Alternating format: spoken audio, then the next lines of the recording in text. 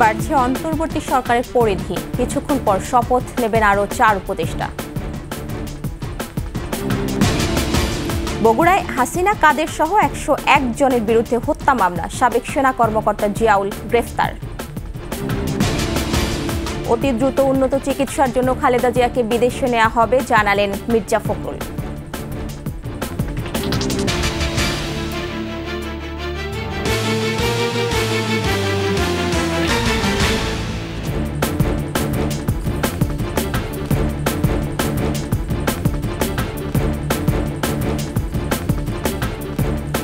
শুনছিলেন first security ইসলামী bank PLC সংবাদ শিরোনাম। আমন্ত্রণ 21 সংবাদে আপনাদের সাথে আছি মহিমা পলি। দর্শক, 21 টেলিভিশনের সংবাদ একই সাথে সরাসরি দেখতে পাবেন আমাদের ফেসবুক পেজ www.facebook.com/2124online। বাড়ছে অন্তর্বর্তীকালীন সরকারের পরিধি, বিকেল 4টায় বঙ্গভবনে শপথ নেবেন আরও 4 জন উপদেষ্টা। রাষ্ট্রপতি মোহাম্মদ শাহাবুদ্দিন তাদের শপথ পড়াবেন। বঙ্গভবন ও মন্ত্রিপরিষদ বিভাগ সূত্রে তথ্য জানা গেছে, শপথ নিতে পারেন ওয়াহিদ উদ্দিন মাহমুদ, আলী ইমাম মজুমদার, অবসরপ্রাপ্ত লেফটেন্যান্ট কর্নেল জাহাঙ্গীর আলম ও মোহাম্মদ ফাউজুল কবির খান। শপথ অনুষ্ঠানে প্রধান উপদেষ্টা ডক্টর মোহাম্মদ ইউনুস সহ অন্য উপদেষ্টারা উপস্থিত থাকবেন। গত 8ই আগস্ট শপথ নেয় অন্তর্বর্তীকালীন সরকার।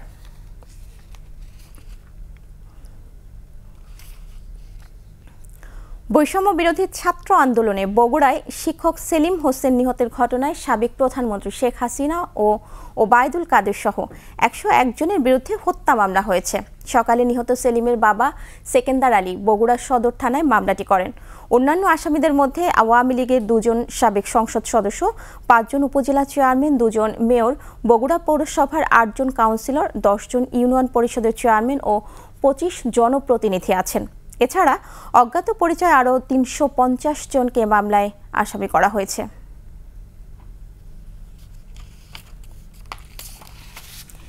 নিউমার্কেট থানায় হত্যা মামলায় অব্যাহতি পাওয়া সাবেক সেনা কর্মকর্তা জিয়াউল আহসান গ্রেফতার হয়েছেন।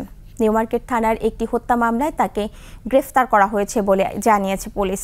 ছাত্র জনতার আন্দোলনের মুখে গত 5 আগস্ট শেখ হাসিনার পদত্যাগ ও দেশ ছাড়ার একদিন পর সেনাবাহিনীর শীর্ষ পদে বড় রদবদল করা হয়। এর অংশ হিসেবে 6 আগস্ট এক বিজ্ঞপ্তিতে মেজর জেনারেল জিয়াউল আহসানকে চাকরি থেকে অব্যাহতি দেওয়া হয়। জিয়াউল আহসান র্যাবের গোয়েন্দা শাখার অতিরিক্ত মহাপরিচালক বহুল পরিচিতি ছিলেন। চাকরিচ্যুতের আগ পর্যন্ত সেনাবাহিনীর এই কর্মকর্তা ন্যাশনাল টেলিকমিউনিকেশন মনিটরিং সেন্টারের মহাপরিচালক ছিলেন। অতি দ্রুত উন্নত চিকিৎসার জন্য বিএনপি চেয়ারপারসনকে বেগম খালেদা জিয়াকে বিদেশে নিয়ে যাওয়া হবে বলে জানিয়েছে দলের মহাসচিব মির্জা ফখরুল ইসলাম আলমগীর।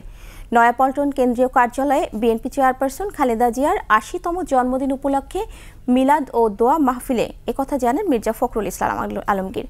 এ সময় বলেন, কোনো সংঘাত সংঘর্ষ নয়, সবাইকে ঐক্যবদ্ধভাবে কাজ করতে হবে।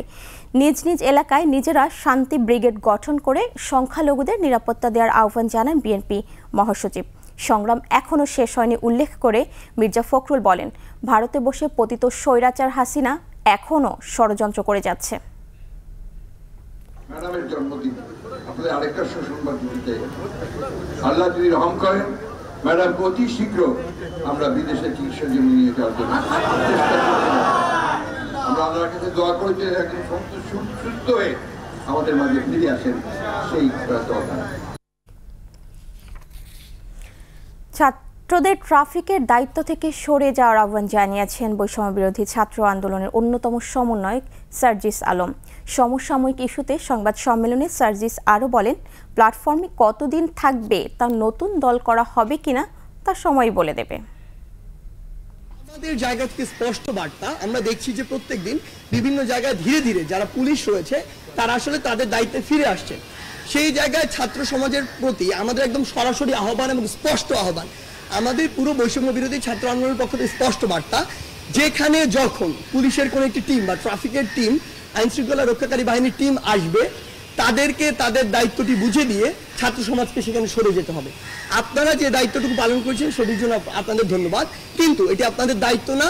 আপনাদেরকে তাদের জায়গাটি বুঝিয়ে দিয়ে সরিয়ে যেতে হবে এবং আপনাদেরকে অবশ্যই শিক্ষা প্রতিষ্ঠানে ফিরে যেতে হবে, আপনাদের ক্লাসে ফিরে যেতে হবে, পড়ায় ফিরে যেতে হবে।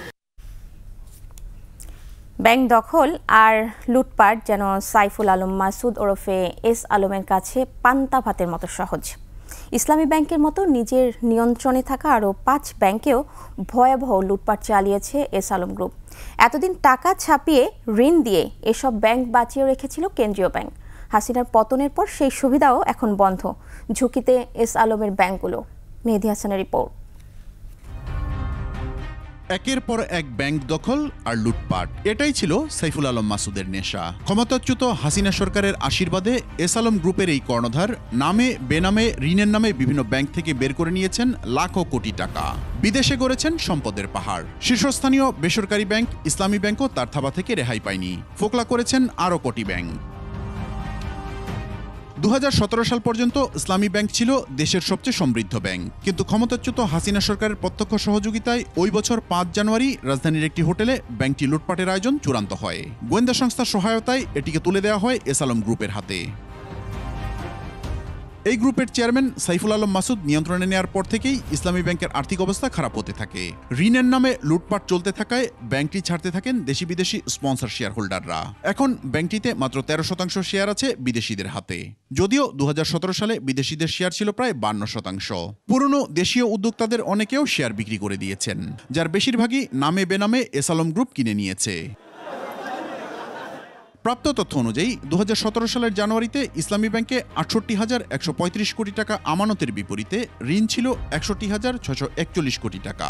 2023 সাল শেষে 1,53,456 কোটি টাকা আমানতের বিপরীতে ঋণ দাঁড়ায় 1,60,026 কোটি টাকা, অর্থাৎ আমানতের চেয়ে ঋণ বেশি। ফলে কেন্দ্রীয় ব্যাংক থেকে ধার নিয়ে চলতে হচ্ছে ব্যাংকটিকে।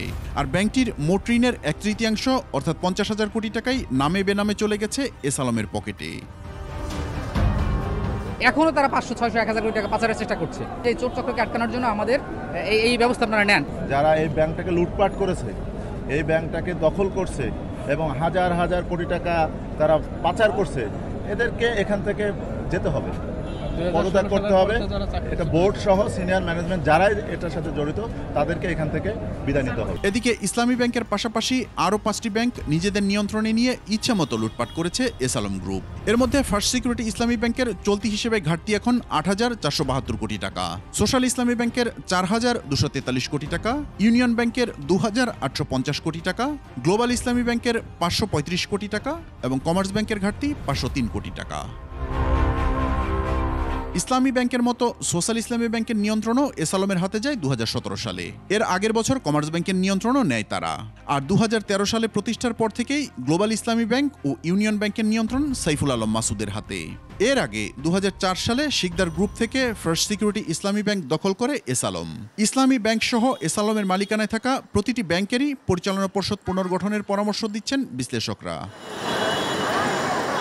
মেহেদী হাসান, 21 টেলিভিশন, ঢাকা।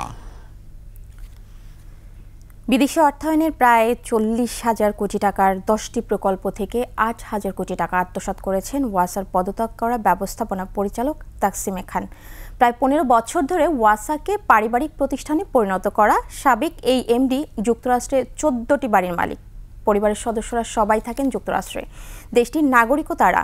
দুর্নীতির বরপুত্র তাকসিম এ খানের প্রভাব, প্রতিপত্তি আর সম্পদ নিয়ে বিস্তারিত জানাচ্ছেন আদিত্য মামুন।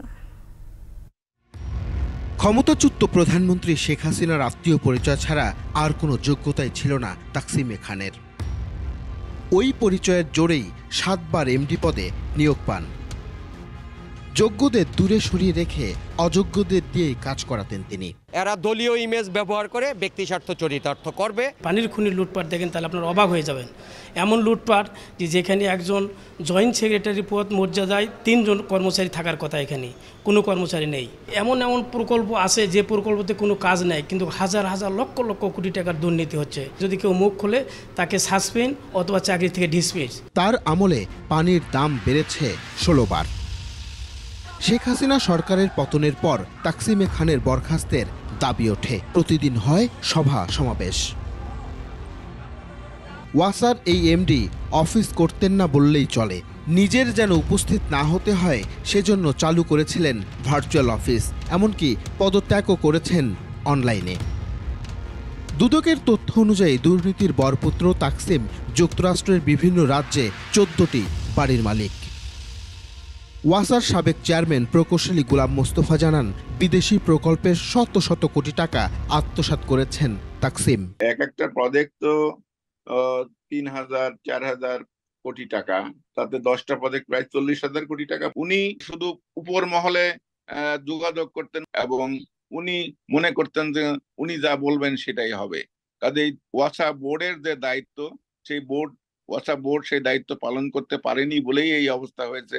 দেশে না বিদেশে কোথায় অবস্থান করছেন তাকসিমে খান, এ নিয়ে সৃষ্টি হয়েছে ধূম্রজাল। তাকে বিচারের আওতায় এনে পাচার হওয়া টাকা ফেরত আনা সম্ভব বলে মনে করেন প্রকৌশলী গোলাম মোস্তফা। তাকসিম সাহেব এটাকে নিজের ব্যক্তিগত সম্পদ হিসাবে ব্যবহার করেছেন। আদিত্য মামুন, 21 টেলিভিশন, ঢাকা। নিচে সংবাদ বিরতি, ফিরে এসে যা থাকছে।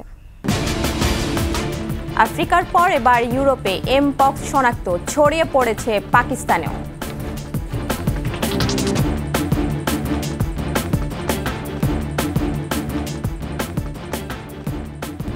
আবার আমন্ত্রণ 21 সংবাদে। চাঁদাবাজি কমার পরও নিত্যপণ্যের দামে আশানুরূপ প্রভাব পড়েনি বলে অভিযোগ ক্রেতাদের। ভোক্তা অধিকার সংরক্ষণ অধিদপ্তরও খুচরা পর্যায়ে অতিরিক্ত মুনাফার প্রমাণ পেয়েছে।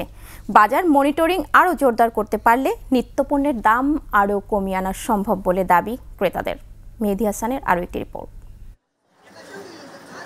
মধ্যবিত্ত আর নিম্নবিত্তের প্রোটিনের চাহিদার সবচেয়ে নির্ভরযোগ্য উৎস ব্রয়লার মুরগি আর ডিম। কিছুদিন আগে এ দুটো পণ্যের দাম বেড়েছিল লাফিয়ে লাফিয়ে, তবে অন্তর্বর্তী সরকার আসার পর মুরগির দাম নিম্নমুখী, ডিম স্থিতিশীল। গেল এক সপ্তাহের ব্যবধানে সব ধরনের মুরগির দাম কমেছে কেজিতে 20 থেকে 30 টাকা। ব্রয়লার বর্তমানে 150 থেকে 60 টাকা, আর সোনালী হচ্ছে আপনার 240। ছাত্ররা অনেক আগে নির্ধারিত করেছে যে 140 টাকা বিক্রি করতে, তারা ওরকম বাড়ে নেই।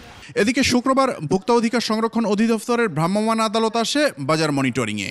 এ সময় মুরগিতে কেজি প্রতি 75 টাকা পর্যন্ত মুনাফা করার প্রমাণ পায় তারা।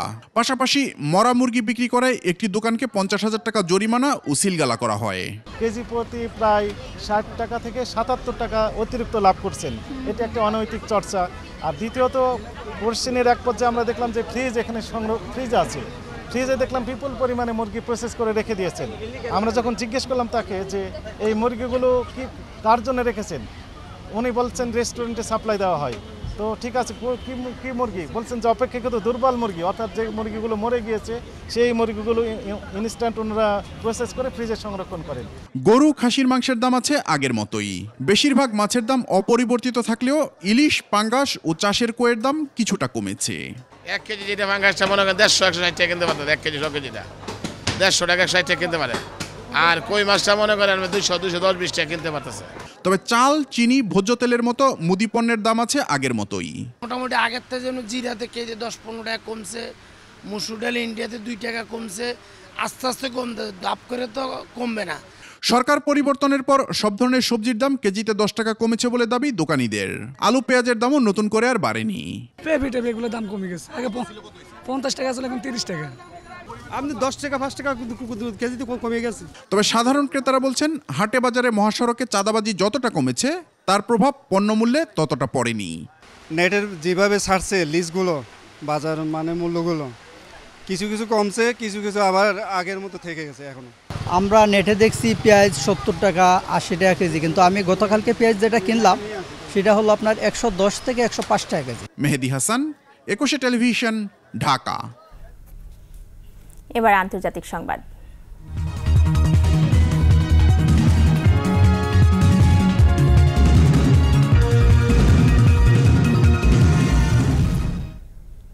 আফ্রিকার পর এবার এমপক্স ভাইরাসের আরও বিপজ্জনক ধরন শনাক্ত হলো সুইডেনে।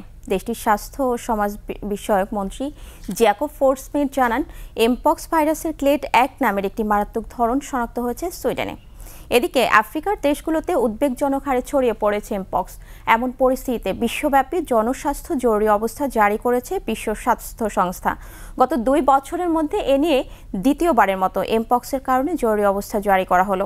সুইডেন জানিয়েছে তাদের দেশে প্রথমবারের মতো এমপক্সের ক্লেড 1 ধরন শনাক্ত হয়েছে, যা ঘনিষ্ঠ যোগাযোগের মাধ্যমে ছড়িয়ে পড়ে এবং ভাইরাসটির অন্যান্য রূপের তুলনায় এটি বেশি বিপজ্জনক। এছাড়া পাকিস্তানেও শনাক্ত হয়েছে এমপক্স ভাইরাস। শুরুতে কঙ্গোতে এমপক্সের প্রাদুর্ভাব দেখা দেয়। দেশটিতে ভাইরাসের প্রাথমিক প্রাদুর্ভাব অন্তত 450 জনের মৃত্যু হয়েছে। এটি একসময় মাঙ্কি পক্স নামে পরিচিত ছিল। শেষ করছি 21 সংবাদ। যাবার আগে ফার্স্ট সিকিউরিটি ইসলামী ব্যাংক পিএলসি সংবাদ শিরোনামগুলো জানাবো আরও একবার। বাড়ছে অন্তর্বর্তী সরকারের পরিধি, কিছুক্ষণ পর শপথ নেবেন আরও 4 উপদেষ্টা। বগুড়ায় হাসিনা কাদের সহ 101 জনের বিরুদ্ধে হত্যা মামলা, সাবেক সেনা কর্মকর্তা জিয়াউল গ্রেফতার। অতি দ্রুত উন্নত চিকিৎসার জন্য খালেদা জিয়াকে বিদেশে নেওয়া হবে জানালেন মির্জা ফখরুল।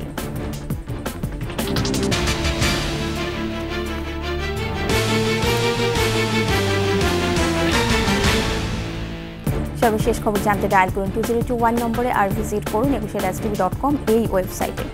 এছাড়া ফেসবুকে ভিজিট করতে পারেন facebook.com/2124 অনলাইনে। এতক্ষণ সাথে থাকার জন্য ধন্যবাদ। আমাদের পরের সংবাদ 4টা 55 মিনিটে দেখার আমন্ত্রণ রইল। 21-এর সাথে থাকুন।